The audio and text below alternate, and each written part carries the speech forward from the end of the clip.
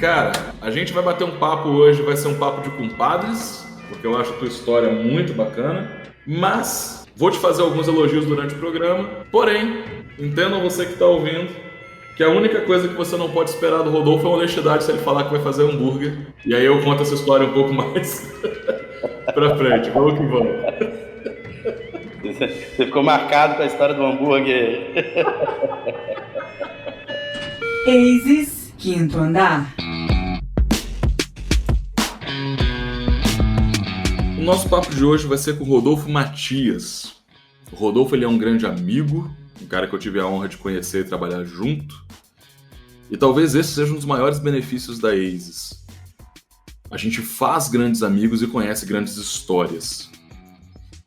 Só que o episódio do Rodolfo marca o início de um tipo de história que eu acho relevante contar e registrar, que são bons empreendedores que não conseguiram ter êxito com seus projetos.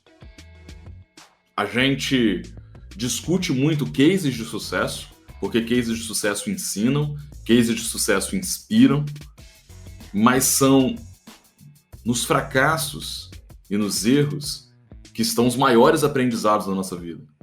Esse entendimento moldou muito do desenvolvimento do método ACES e da forma como a gente trabalha com orientação individual aqui. Mesmo tendo um bom projeto, mesmo tendo um bom empreendedor, você não controla todas as variáveis de desenvolvimento da inovação. E hoje o Rodolfo vai contar alguns aprendizados que ele teve ao desenvolver o projeto chamado Gatekeeper.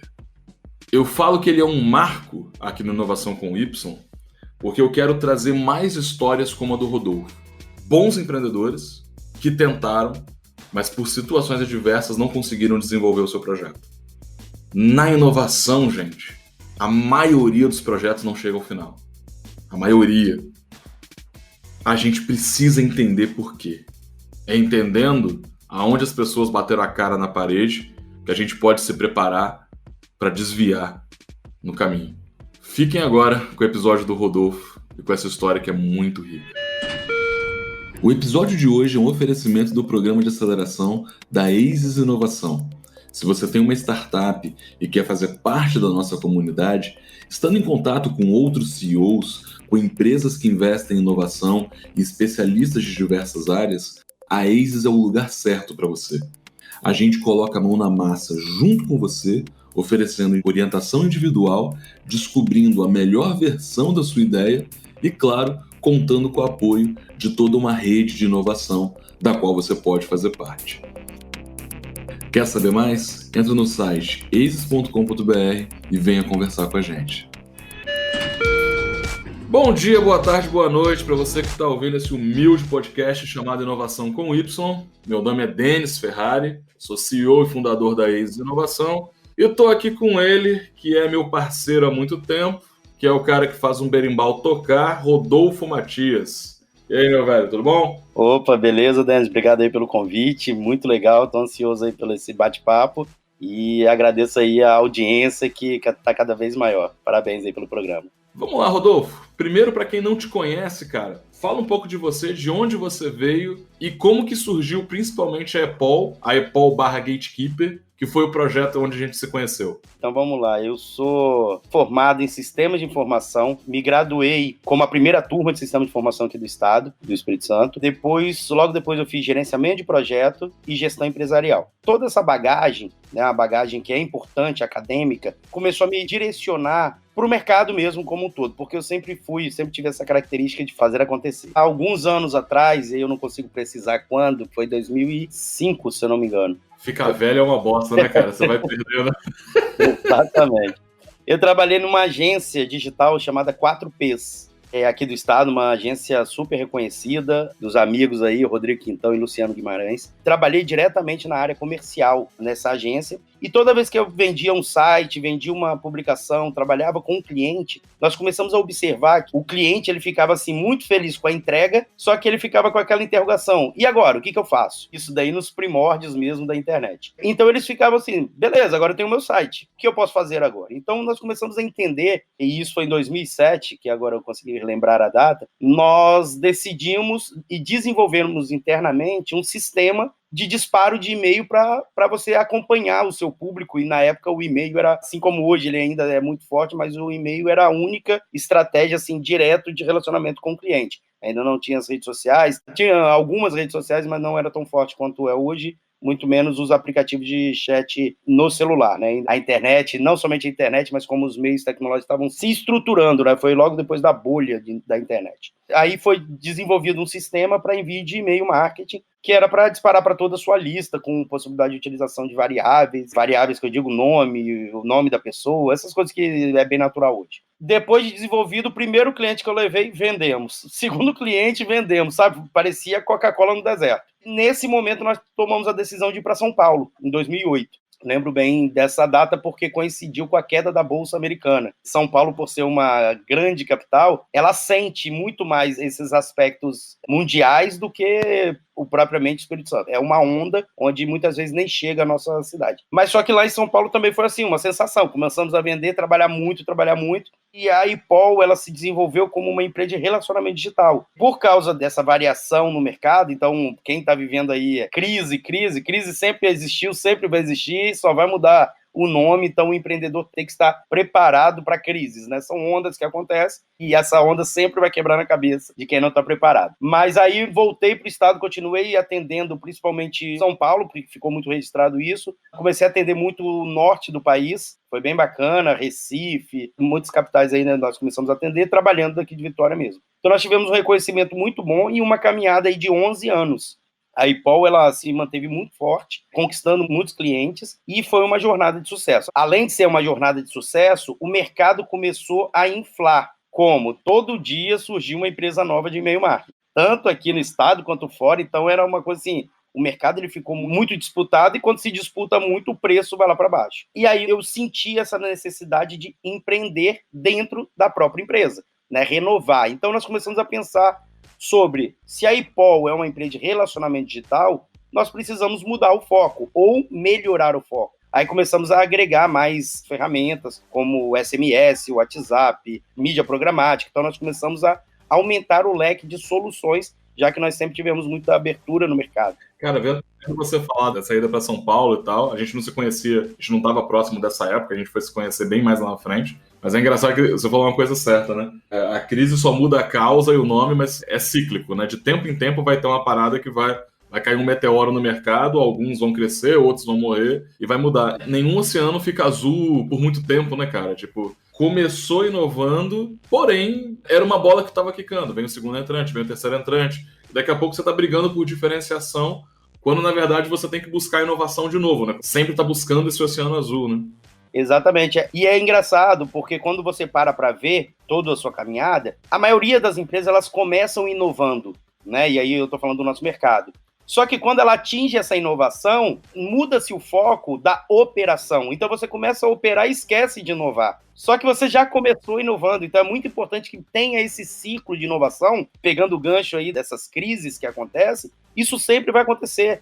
E aí é nesse momento que você começa a observar por que em crise tem empresas abrindo, porque na crise tem empresas se multiplicando e crescendo. É uma oportunidade de mercado. Eu tenho, assim, como muita referência, assim, no mercado mesmo, na rua, quando você começa a ver as lojas se abrindo, e é engraçado quando você vê, assim, uma rua, uma loja que estava em muito destaque, pode esperar, daqui a 3, 4 meses vão ter várias lojas do mesmo segmento. Eu brinco muito aqui, que eu moro em Itapuã, nós temos a Gil Veloso aqui, e a Jair de Andrade. A Jair de Andrade é uma rua muito empreendedora, né? Tem negócio tal todos. E é engraçado que tem as ondas, tipo, a onda do açaí. Nossa, era 15 lojas de açaí, aí morre 14 e fica uma. Aí teve a onda da pizza pré-assada. Aí são 10 pizzas pré-assadas, morre 9 e fica uma. Isso daí é do mercado como um todo. E que eu estou mencionando quanto ao físico tradicional e a inovação é a mesma coisa. Você faz um sistema. Agora eu estou vendo muito sobre LGPD, né? Sistemas que resolvem LGPD. E eu estava quase desenhando um sistema para resolver minha demanda. Eu estou jogando na internet, está surgindo várias empresas nesse oceano azul. Até então era oceano azul, agora você vai começar a ver a concorrência e aí vão se destacando as melhores, né? Então isso é algo que é bem cíclico mesmo. Você começa com uma ferramenta de e-mail marketing, você busca a diferenciação ou a criação, enfim, para buscar o oceano azul de novo, e aí vem o gatekeeper. Aí a gente já está falando de um projeto mais recente e já está falando da época ali que a gente se conheceu. Qual era a ideia do Gatekeeper inicial?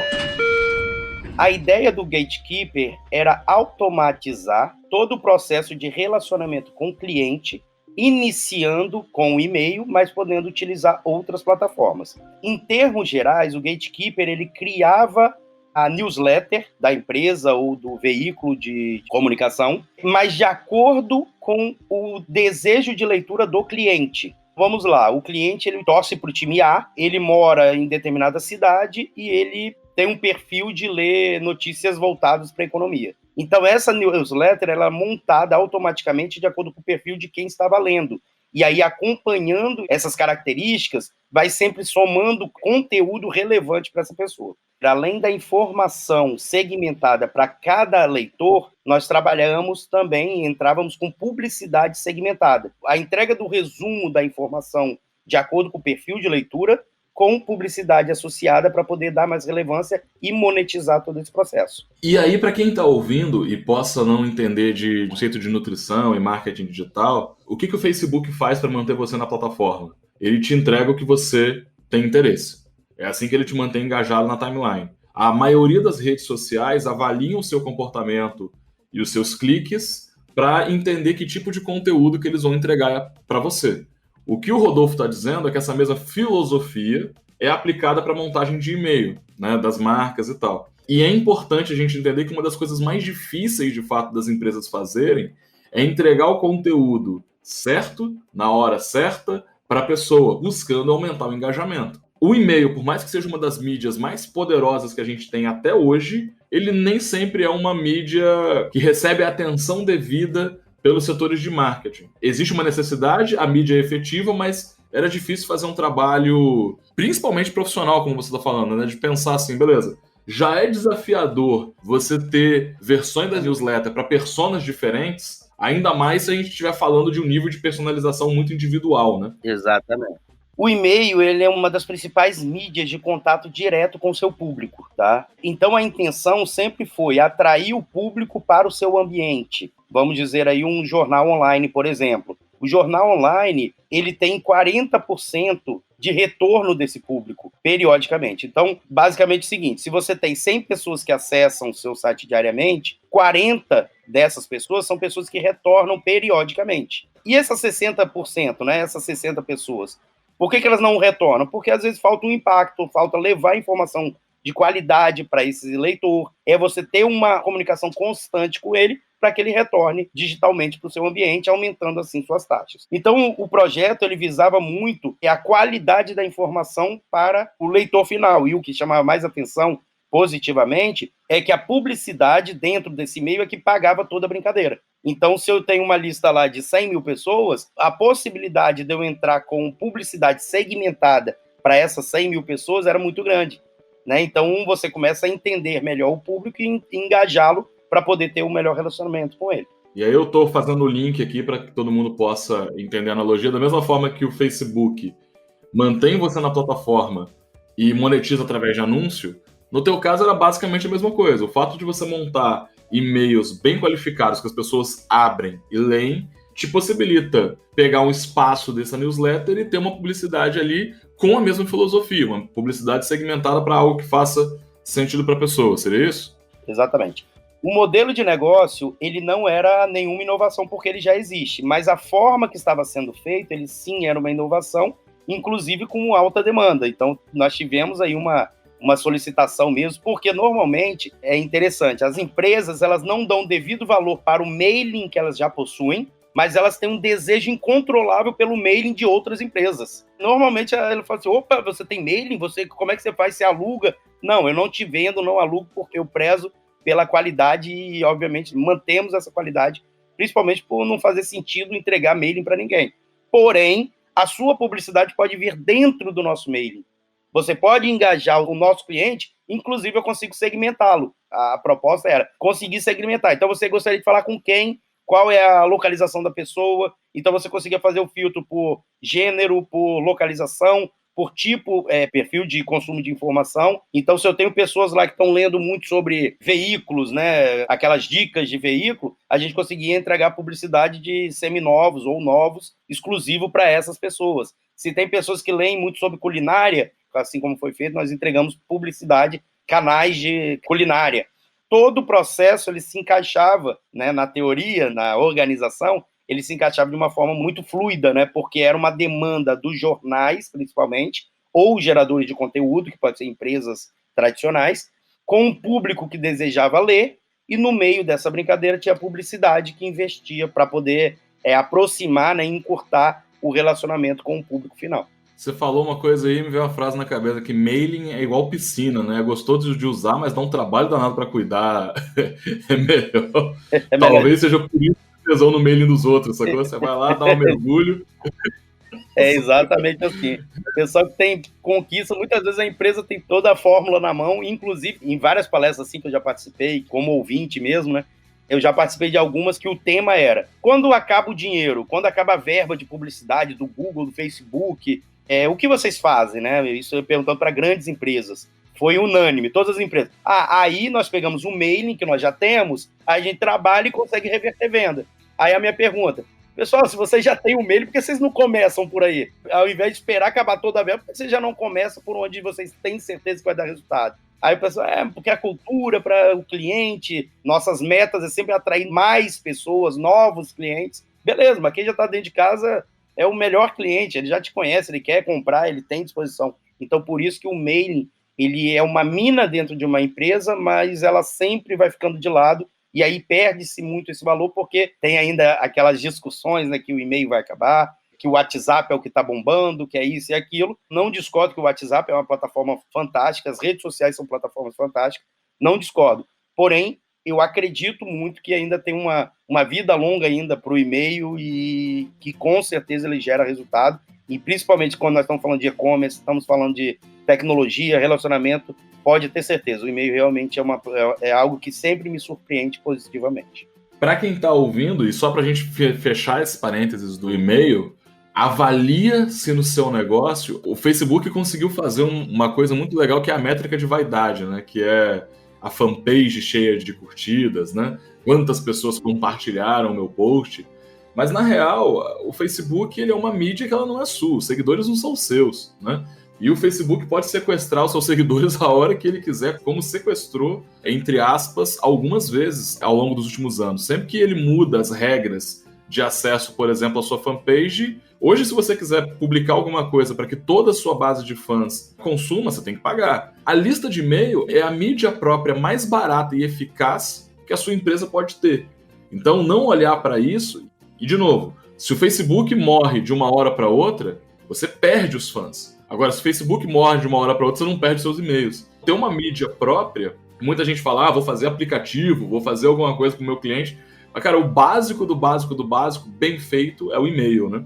Sim. Inclusive, existe uma migração de redes sociais, né? Todo mundo tá vendo aí, apesar de ser do próprio Facebook, mas o Instagram tá bombando, o TikTok tá aí muito forte também. Então, existe uma migração natural. Precisa, sim, aproveitar essas ondas, utilizar, sim, as redes sociais, mas precisa fazer estratégias inteligentes, tentando atrair o seu cliente cada vez mais para a sua base e continuar fazendo as estratégias, mas você começa a atrair esse cliente para dentro de casa, captando o e-mail, captando o celular, se for o caso, captando forma de você se comunicar direto com esse cliente. E aí sim, você vai ter uma mídia muito mais barata, muito mais eficiente. E essa era a sacada do Gatekeeper. Né? Nós chegamos a ter uma base aí de e-mail com mais de 4 milhões de contatos, segmentados, qualificados, de várias plataformas diferentes. Então, a grande sacada era, já que você não vai cuidar do seu e-mail, nós cuidamos, nós vamos organizar isso e vamos monetizar em cima disso ainda. Então, o Gatekeeper ele tinha essa força, quando os gestores entendiam essa força e essa mina que poderia ser utilizado, isso daí começou a ter uma visibilidade muito boa. Então, a organização desse conteúdo, a estruturação, a periodização nas entregas do conteúdo começou a gerar realmente alto impacto. E alto impacto no retorno dos clientes para os sites, para os portais, alto impacto para a publicidade, para a comunicação em si, porque ela acabava engajando e gerando um novo público que estava disponível e interessado com a publicidade. É um ambiente novo, que até então não vejo solução para isso ainda, e é um ambiente que pode ser muito explorado, porque é um desejo, vamos botar assim, é um desejo de todas as empresas vender mais, conquistar maiores públicos, comunicar com o público segmentado. Isso daí já está no DNA das empresas, elas precisam fazer essa parte comercial. Então ela se encaixou muito bem, essa ideia, no mercado, então começamos a trabalhar um pouco mais em cima desse projeto. Mas, Rodolfo, cara, entendendo o projeto, você passou por alguns desafios. E aí eu quero pegar um gancho aqui, que é o seguinte: você estudou sistemas de informação, mas depois que você enveredou para a parte comercial, você não aprofundou muito desse lado tecnológico, né? E esse projeto ele tem uma necessidade tecnológica muito grande. O que isso acarretou, cara, para o projeto? Aí é onde nós temos o maior número de lições aprendidas, tá? Então eu acho que é um processo assim de anos que vem avançando. Gestão de equipe é algo que é fundamental, e principalmente entender que o core business, no meu caso, ela é tecnológico, tecnologia pura, desafio, desenvolvimento. Esses são os principais pontos onde eu vejo que ocorreram falhas, né, e possibilidades de ter um acompanhamento realmente muito importante. Ao mesmo tempo que a minha necessidade era ir para a rua para vender, para mostrar o projeto, para encantar o cliente, é onde eu tirava a retaguarda da defesa, assim, do time interno, para desenvolver o que realmente precisava em tempo hábil para poder apresentar para esses clientes. Então eu tomei assim algumas decisões, dentre elas eu passei por todas as etapas, tá? Ter profissional dentro da empresa desenvolvendo, contratar freelancer, contratar empresa terceira e sócio desenvolvedor. Então eu passei por todas essas etapas, e nenhuma delas consegui ter êxito com o projeto final. E isso acarreta em diversos pontos para o projeto realmente andar, para manter a motivação, ver as entregas. Apesar de ter estudado e ter essa formação também em gerenciamento de projetos, eu não ficava na gestão desse projeto, eu ficava efetivamente na rua, mostrando como CEO, gerindo todo esse processo, e também na rua, dando a cara, mostrando o projeto, fazendo apresentações, rodando aí quase que o país inteiro, indo em apresentações mesmo, mostrando para o mercado, mostrando para o cliente que eu queria impactar, e deixando essa retaguarda, essa grande retaguarda que deveria ter sido cuidado de uma forma muito mais próxima. Aí começa a abrir muitas brechas para surgir novos problemas. E o empreendedor é isso, nunca disse que seriam flores, né? Como eu tive um primeiro projeto que fluiu de uma forma muito natural, sabe? O projeto foi desenvolvido, entregue, chegamos para o mercado absorveu muito bem, só que nem sempre sai como você planeja, né? Como diz o Mike Tyson, todo mundo tem um plano até tomar uma porrada na cara. Quando você toma, aí as coisas começam a mudar e fala, não está funcionando tão bem. Todo mundo tem um plano até descer no pé do berimbau, porque quando as coisas que só dependem de você e aí você tem que fazer acontecer, você precisa fazer acontecer, as coisas mudam, porque entram variáveis no mercado, variáveis interna e externa, que realmente acabam ou mudam o direcionamento do projeto conforme você imaginou. E aí você vai muito da resiliência e também vai no espírito do empreendedor de sentir e mudar o direcionamento, mudar o caminho, reorganizar para tentar atingir a melhor solução. Essa parte de desenvolvimento foi onde eu mais sofri, por mudar de mãos do projeto, definição de escopo, organização, entrega efetiva do que foi do combinado com o acordado. Isso daí começa a travar um pouco o andamento de um projeto, ao meu ver, né, tinha tudo para atingir tanto sucesso quanto o IPOL. Então o Gatekeeper ele entrou no Oceano Azul, só que sozinho acabou bebendo água, né?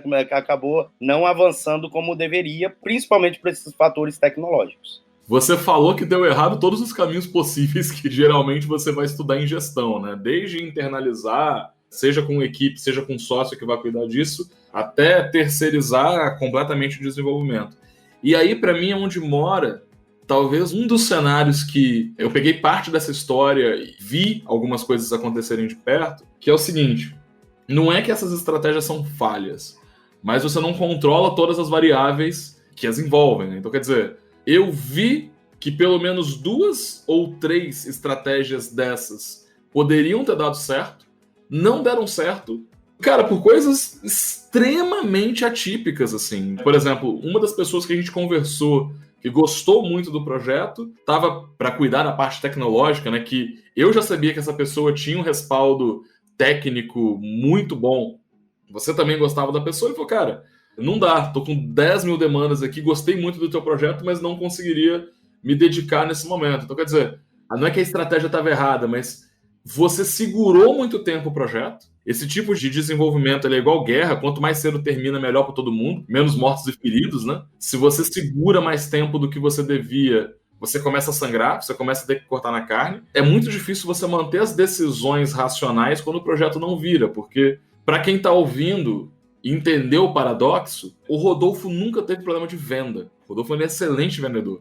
Mas não adianta ir para a rua e saber vender se o produto não vai estar coerente com a entrega, com o que foi prometido, né? Exatamente. E aí tem um outro paradoxo que é, beleza, Denis, então vende, com o dinheiro você desenvolve o produto.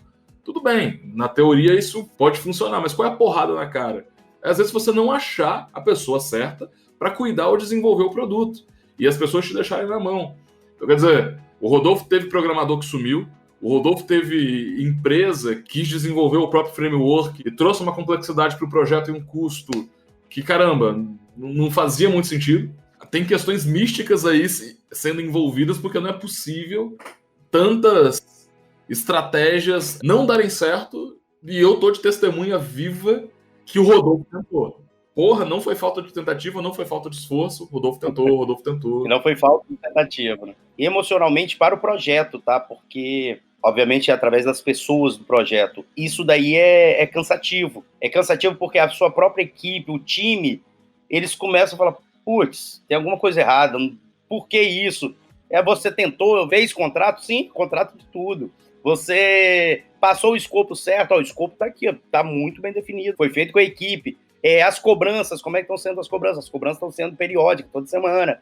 Acompanhamento. Realmente é uma mística, é uma áurea, não se explica. Obviamente que hoje, com a maturidade, com essas lições aprendidas, você começa a observar que tem alguns pontos que poderiam ter sido melhor aproveitado, melhor estruturado, mudar um pouco a sequência, fazer um pouco mais acontecer, diminuir também os palcos para ficar mais dentro da empresa. Então, quando você sai para vender efetivamente, para encantar o cliente, para mostrar o que você tem, não pode ser somente da boca para fora. Você tem que realmente acreditar naquilo, entregar e mostrar todo o processo funcionando, mostrar as coisas acontecendo. Quando você sai para conversar e vender, nesse relacionamento, ele é muito delicado, porque qualquer coisa que você fala que era azul e chegar lá o produto é vermelho, na verdade não é só uma cor, é que você mentiu no processo. É que você falou uma coisa que não é verdade, então cai muito no descrédito. E quando você tem toda uma solução estruturada, onde você mostra para o cliente e depois você olha por trás, né, todo o arcabouço e não roda como você realmente acreditava, moralmente, e aí eu digo não só para mim que eu estava na frente de batalha, mas para todo o time, moralmente é algo que você fala, cara, pô, não tá legal, não era isso que eu queria vender, não é, eu posso melhorar, então vamos refazer o que foi estruturado, só que isso aí realmente você começa a cortar na carne, aí você começa a entrar numa seara, num ciclo de cavar buraco. Cada vez mais o seu buraco está ampliando, está aumentando, você está descendo, porque envolve uma série de fatores. Funcionário, a equipe como um todo, o time como um todo, a sagacidade, a disposição, comunicar com novos clientes. Então você começa a envolver vários aspectos e aí você começa a equilibrar pratos, né? Uma hora você tem que ter um prato que pode estar caindo e depois você tem que rodar outro e você fica equilibrando pratos o tempo todo, deixando o foco principal, mais uma vez, que é a inovação, de lado, porque você tem que correr atrás do sustento, você precisa correr atrás da conta, da multa ou do imposto que precisa ser pago. Então aí você começa a entrar num ciclo, ele é muito delicado, ele é um ciclo que você tem que saber que, eu não posso continuar, eu tenho que parar aqui, porque senão você acaba se apaixonando pelo projeto, só que o projeto ele já deu o que era para dar. Então isso daí é muito delicado, tem que saber realmente a hora de jogar a toalha e falar, vou tentar, vou continuar empreendendo, mas em um outro momento. Só que além disso, cara, você falou muito dos funcionários, mas tem a família também, né? A gente não vive numa bolha, né? No teu caso, você é casado, você tem uma filha linda. A gente conversou muito porque você acompanhou a gravidez de Yara, depois do nascimento dela. Eu tô indo pro meu segundo, né? E tô vendo, Lorena tá com cara de criança, mas não tá mais com cara de bebê. Eu falo, cara, era ontem que esse bichinho era gordinho, era uma bolinha de carne. Já tá discutindo comigo já aqui. Como foi isso, cara, pra você, assim? Como foi lidar? O aspecto familiar, ele realmente é o alicerce de qualquer pessoa, né? Então, se você está com problemas fora ou dentro, internamente, isso fica muito explícito. Eu sempre tive muito apoio da minha esposa, Carol, e Catarina, sempre foi a alegria aqui da casa. E familiarmente, você acaba transparecendo que, cara, tá dando tudo errado, não tá indo. Eu tô botando mais dinheiro, eu tô me envolvendo cada vez mais, eu tô diminuindo o tempo dentro de casa e ficando mais fora. E isso começa a observar também os aspectos psicológicos, né? Vamos colocar assim, não quem sou eu para avaliar a psicologia interna, mas você começa a observar que começa a transparecer internamente, dentro de casa mesmo, uma falta, né? E aí eu não estou falando financeira, não, eu estou falando falta mesmo, presencial, a disposição de você querer fazer alguma coisa. Então o empreendedor, ele absorve muito, muita pancada mesmo. E também tem as glórias, obviamente, mas isso daí, essas pancadas que você vai absorvendo, vai criando uma casca, você começa a ficar muito mais enrijecido. Porém, isso, dentro do aspecto familiar, ele precisa ser quebrado, né? É uma casca que cria, mas dentro da sua família é sua família. Você precisa transparecer e deixar isso muito conectado com as pessoas que você convive, que você ama. Só que o aspecto do empreendedor, o empreendedor, como eu disse, ele absorve, é uma esponja, né? Ele absorve muita pancada, muito pontos positivos e negativos também. Quando você vai para dentro da sua casa, quando você vai para o seu ambiente, que graças a Deus nunca faltou nada, você leva uma carga também para dentro de casa. Aí é um ponto que precisa ser muito bem avaliado. Como vocês estão entendendo, né, essa jornada aqui do empreendedor, a jornada do herói, nem sempre ele vence a batalha. Então ele está indo para a guerra, nem sempre ele está com a batalha ganha. E isso fica muito transparente quando você começa a ter essas falhas, você começa a observar que as coisas não estão fluindo como deveria, quando o projeto começa a descambar, né, vamos dizer assim, os contratos que foram fechados você começa a perder. Então isso daí entra num colapso, e onde você tem internamente, dentro da sua família, um alicerce, um abrigo, e aí o empreendedor, e você começa a observar que, cara, o quanto mal eu estou fazendo para a minha família, o quanto mal eu estou fazendo para as pessoas que eu amo, porque todo dia eu chego em casa com um problema, todo dia eu chego em casa com uma frustração, todos os dias eu chegava em casa com um desejo que não foi realizado. Quanto que isso você acaba transparecendo internamente? Eu tive uma fase de absorver bem coisas negativas por causa de todas essas nuances aí que aconteceram, esses desvios de rota, e isso transparecendo internamente com a família, né?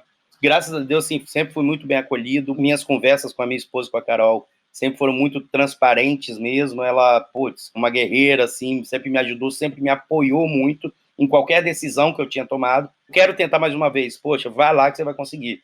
Quero tentar, eu quero empreender, eu quero mostrar como eu sempre fiz. Até chegar um momento, né, de falar assim, não, eu acho que eu vou entregar, né, vou jogar a toalha, porque eu vou continuar com a empresa, né, até então com a IPOL, iria continuar com a IPOL, voltando para o modelo anterior e desistir do modelo novo.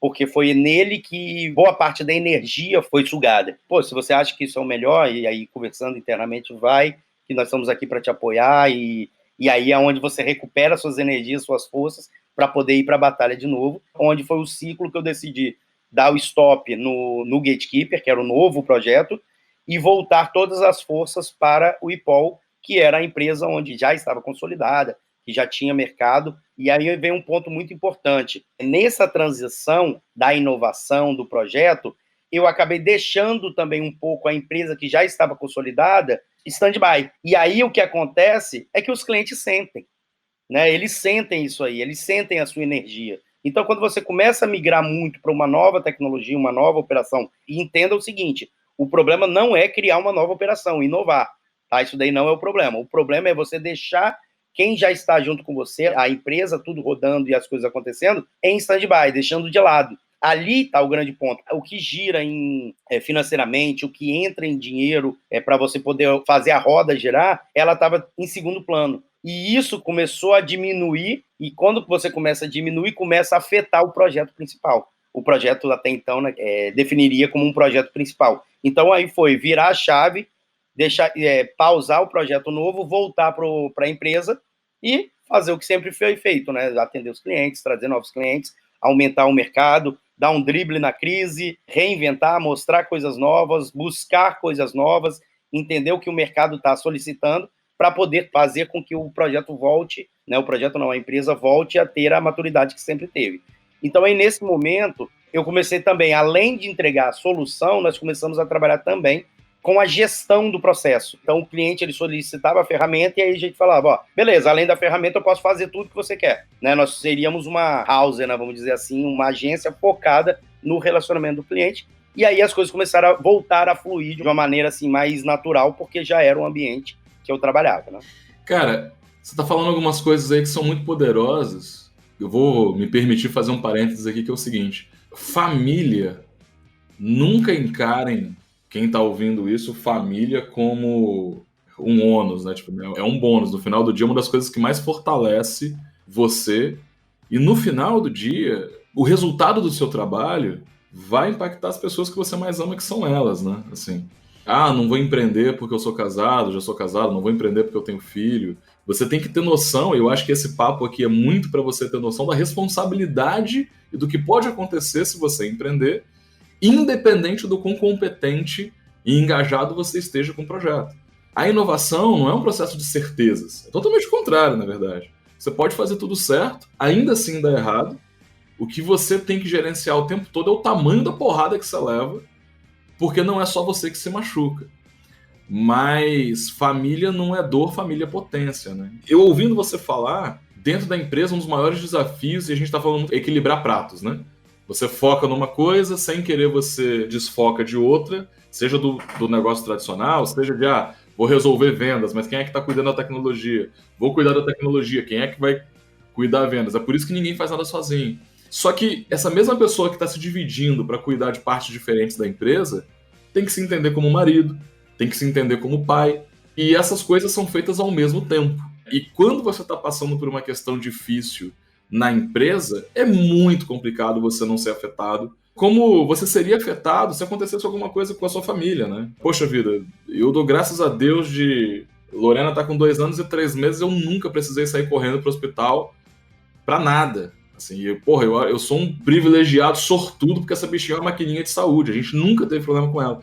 Tirando a intolerância à lactose, que é uma coisa que eu não me conformo, a criança nascendo Bonfim e tem intolerância à lactose, né? E amar queijo ainda, Deus prega umas pecinhas complicadas. Seria totalmente compreensível se algo tivesse acontecendo com Lorena, eu estar emocionalmente abalado no meu casamento e na minha empresa. Porque, afinal de contas, é uma coisa relevante pra caramba. Uhum. E esse movimento, quando ele acontece na empresa, acaba transbordando na família. Só que a família tem que estar junto com você.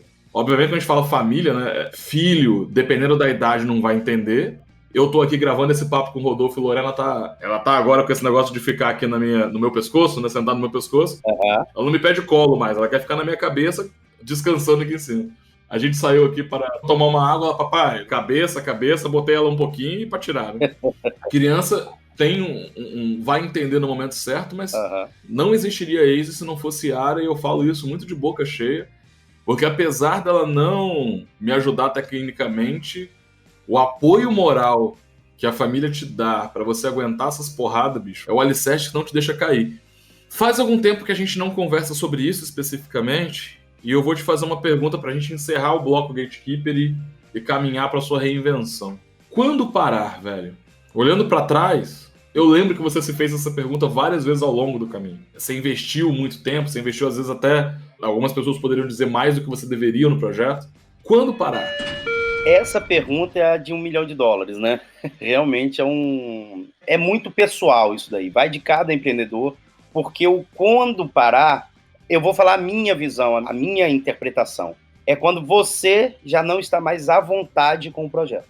Por quê? Porque o investimento, o dinheiro, tudo isso se recupera. Esse não era o problema. Inclusive, tem vários projetos aí magníficos que estavam fadados ao fracasso, mas o empreendedor ainda acreditava, via a oportunidade, via a possibilidade de crescimento, continua insistindo, aí a resiliência, e o projeto veio ao sucesso.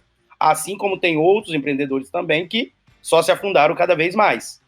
Então, isso é muito pessoal, porque o mercado, ela só olha a linha final, só olha quem é o vitorioso ou quem não é, né? Só olha qual foi o resultado lá no final. Mas em todo esse processo, tem muito aprendizado.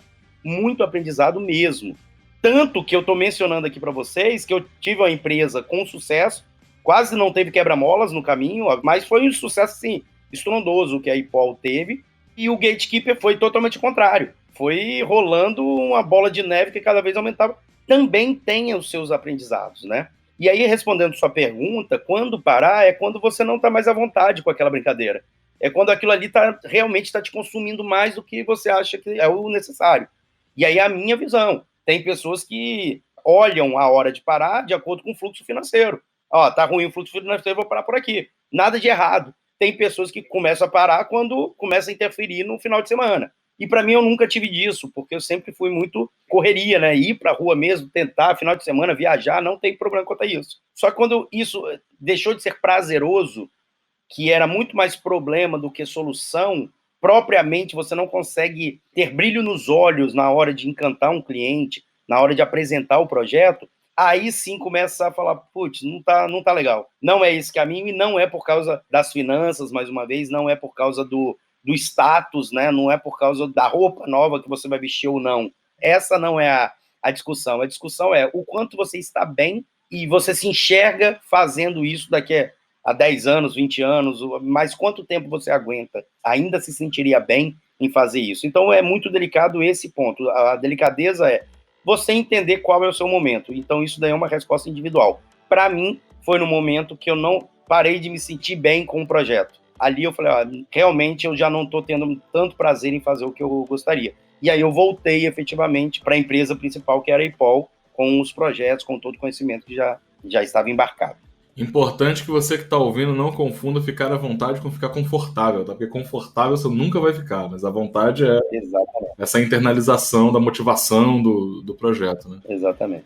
Cara, aprendeu pra cacete e depois? Onde está o Rodolfo hoje? Quando se trabalha com inovação, você respira isso o tempo todo, você vê inovação em tudo e você vê oportunidades em tudo. Então, quando eu voltei para as atividades da IPOL, né, sendo mais específico, mais consultivo, trabalhando com toda essa jornada de aprendizado, inclusive aonde eu errei, aonde estava a falha, até mesmo ajudando outros empreendedores. Não erre aonde eu errei, aprenda com os erros dos outros também.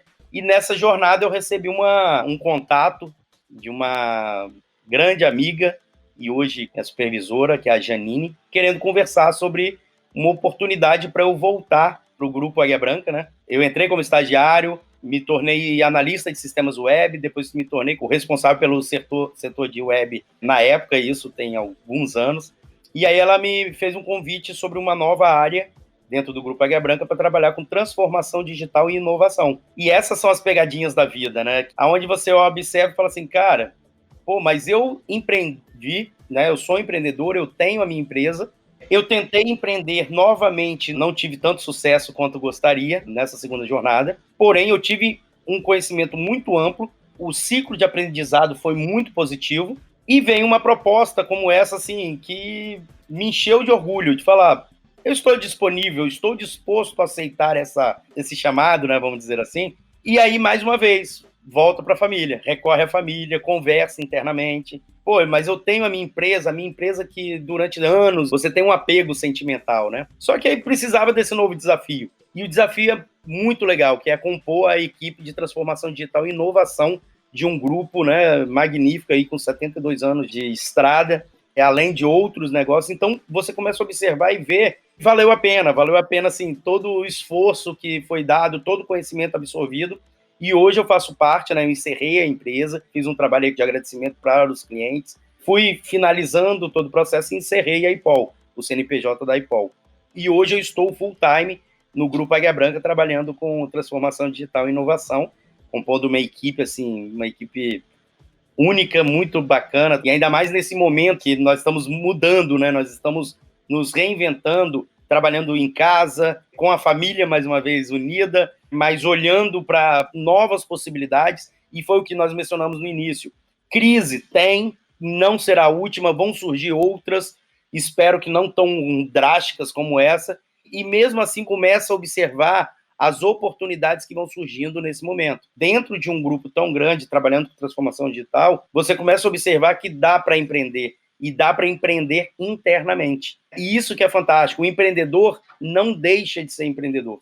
Não é porque você tem um CNPJ e encerrou ele que você parou de ser empreendedor. O empreendedor é a atitude. A empreendedor é a forma de olhar, é o seu olhar para o negócio, é observar o quanto nós conseguimos melhorar os processos internos, inovação, como inovar. Então, isso é um processo que você consegue aproveitar os erros que nós tivemos, absorver os erros que eu tive, no caso, anteriormente, para que isso não aconteça mais. E isso é o interessante do empreendedor. O empreendedor como um todo está na sua essência. Então, você pode empreender, sim, no setor público, você pode empreender para uma empresa, você pode empreender na sua empresa, você pode empreender familiarmente. Você consegue se reinventar e trabalhar de uma forma muito fluida com todo esse conhecimento que você vai adquirindo como empreendedor e como profissional. O Pedro do Orbe tem uma frase muito boa que ele fala que o empreendedor só morre se você enfiar uma estaca no coração. Qualquer outro tipo de dano ele volta, sacou? Exatamente. E é assim mesmo. A Flavi vai me matar se eu não falar que o Rodolfo, ele tá agora no Grupo Águia Branca, ele tá trabalhando em alguns projetos muito legais lá que a gente não pode falar por questões estratégicas nesse momento, mas que vocês vão ficar sabendo em breve. E a gente já teve um episódio aqui dedicado ao VIX Labs, que foi episódio que a gente conversou com o Felipe, que vai estar aqui na descrição, porque diferente da Flavia, eu não lembro todos os episódios de cabeça. Afinal de contas, gravar podcast é um exercício de viagem no tempo. A gente faz as gravações no momento e a gente publica em outro, e só a Flavia que organiza essas coisas dentro de casa, que sabe o número de cabeça de cada um dos episódios. Então a gente vai deixar aqui na descrição. Rodolfo, eu queria que você finalizasse, cara, o nosso papo com os 3 principais aprendizados dessa trajetória. A gente falou muita coisa aqui, mas na tua perspectiva, velho, quais são as 3 coisas que valem ser pontuadas na sua trajetória? A jornada, uma das coisas que me deixou muito claro para mim é que tudo só depende de você. Inclusive, isso me fez recordar o Empretec, né, que é um curso fantástico assim, do Sebrae, que eu fiz e até hoje eu lembro de alguns ensinamentos. E um deles é esse. Tudo só depende de você. Para o empreendedor de sucesso ou o empreendedor que teve os seus tropeços, tudo depende de você. Então isso para mim é uma coisa assim, realmente ficou marcado. Não adianta querer apontar o dedo para qualquer tipo de ferida, porque faz parte do aprendizado, tá? Então isso daí é uma coisa que realmente eu apontaria como a número 1. Uma segunda que eu posso mencionar é que aproveite a jornada. A jornada, ela é muito rica. Você aprende muito com os erros, com o sucesso, com o fracasso, com tropeços. Você aprende e absorve. Então, ela é muito rica. Então, tudo acontece por algum motivo, nada é por acaso. É impressionante o quanto os fracassos, os erros, as curvas que aconteceram me enriqueceram para hoje eu ter um nível de discussão muito melhor nos encontros, entendeu? Nas reuniões. O quanto que esses tropeços, essas possibilidades de melhoria, aonde falhou, aonde você consegue ser melhor, me ajudam hoje a ser um profissional melhor, a ser um empreendedor melhor. Então isso daí para mim é grande aprendizado, assim, grande aprendizado mesmo. Vou colocar, não por último, né, mas vou colocar na lista em terceiro aqui, que é tão importante quanto os outros, é a família e a sua fé, né, independente de qual seja, mas a família e a fé tem que andar juntos, tem que andar sempre próximo, porque não se substitui. E quando você tiver com a cabeça no travesseiro, a sua família que estará junto, né? Quando você tiver no sucesso, ela também precisa estar junto. É aonde você se complementa. Valorize, sim, a sua família, tenha o seu tempo para sua filha, para sua esposa, para sua casa, para sua mãe, para o seu pai, para a família. Então, não se desapegue da fé, porque é uma jornada, é um processo. A sua fé e a sua certeza que isso pode acontecer e vai dar certo. E se não der certo, você aprendeu, deu certo também, você sair mais rico de toda essa jornada. Então, colocaria aí valorizar a família, que é um aprendizado que, apesar de eu sempre praticar, é uma coisa que realmente já é dentro de mim, mas depois de toda essa jornada eu vi que preciso valorizar ainda mais. Eu acho que essas 3 aí são pontos que realmente ficam como aprendizado mesmo. Rodolfo, obrigado, meu velho. E aprendi muito com você, ainda aprendo. Conta comigo se você precisar. eu sei que eu também posso contar contigo. Com certeza. Tamo junto, meu velho. Denis, muito obrigado mais uma vez, fiquei muito feliz pelo convite. Assim como você disse, pode contar comigo mesmo, e assim como eu tenho essa recíproca contigo, sempre empolgado, sempre pensando positivo. Eu acredito na inovação, eu acredito no empreendedorismo, acredito na educação, né? As pessoas precisam se educarem, buscar mais, porque somente assim nós vamos conseguir mudar esse país, mudar para melhor, obviamente, porque para pior tem muita gente já tentando, tem muita gente fazendo assim bem feito para mudar para pior, então nós temos que mudar sempre para melhor, observar os modelos de sucesso, não escutar qualquer um que está aí no mercado, tá? Então, observe bem os conselhos que vocês recebem e os conselhos que vocês possam dar, mas observar também quem tentou, e quem está escutando até agora eu agradeço aí a audiência, mas esses também têm muito o que ensinar, tem muito o que mostrar. É uma experiência, né? Não se compra experiência. Mais uma vez, Denis, muito obrigado mesmo. Fico aí no hall do podcasts da ASIS, Inovação com Y. E é isso. Ganhar ou perder faz parte, mas quem tentou merece respeito independente do resultado. Cara, valeu. Pessoal, um abraço. Tamo junto. Valeu.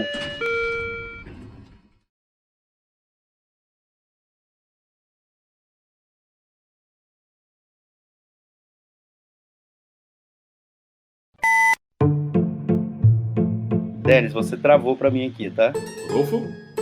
Rodolfo? Você travou. Agora voltou. Entregando efetivamente o relacionamento, entregando... Deixa eu voltar. Pera lá, deixa eu voltar de novo. O modelo de negócio... Eu vou falar que tá gravando que o nego começa a gaguejar. Caralho. Vai lá. Periodização... Perdão, volta.